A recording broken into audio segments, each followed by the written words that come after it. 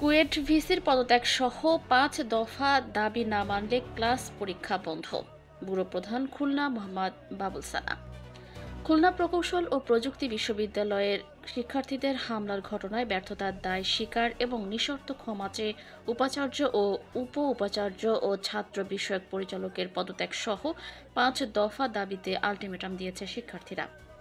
১৯ ফেব্রুয়ারি বুধবার দুপুরে ১টার মধ্যে দাবি পূরণ না হলে কুয়েটের সকল প্রকার ক্লাস পরীক্ষা সহ সকল একাডেমিক কার্যক্রম বন্ধ রাখার ঘোষণা দেন তারা। বিস্তারিত তুলে ধরা হলো।